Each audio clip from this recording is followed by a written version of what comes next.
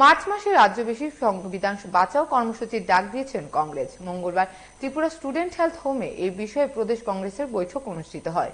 উপস্থিত ছিলেন পিসিসি সভাপতি আশিস কুমার সাদ, বিধায়ক সুদীপ রায় বর্মন সহ অন্যান্যরা। এই দিনের বৈঠকে দলের বর্তমান অবস্থা, আগামী দিনের রণকৌশল নিয়ে আলোচনা হয়। একই সাথে শাসক দলের নানান কাজকর্মের নিন্দা জানান পিসিসি সভাপতি।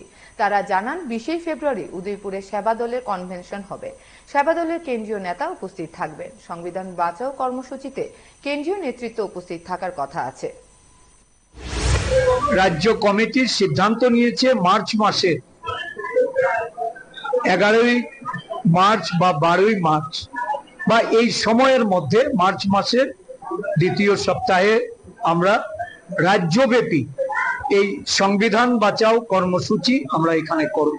আমাদের কেন্দ্রীয় নেতৃত্ব রাজ্যে আসছেন এবং সারা রাজ্য থেকে যারা এই সংবিধান রক্ষক সৈনিক, এই সৈনিকরা সমবেত হবে এবং সারা রাজ্যের সমস্ত গণতন্ত্র প্রিয় মানুষকে সঙ্গে নিয়ে আমরা এই কর্মসূচি রাজ্য জুড়ে আমরা এটাকে ছড়িয়ে দেব এবং ওই কর্মসূচি থেকে আওয়াজ উঠবে ত্রিপুরা রাজ্যে যারা গণতন্ত্র বিরোধী ভূমিকা নিয়ে চলেছে, যারা সংবিধানকে মান্যতা না দিয়ে সংবিধানের বিরুদ্ধে আজকে যাদের নানা ধরনের অযাচক কথাবার্তা, যারা সংবিধান প্রণেতাদের অসম্মান করে চলেছে,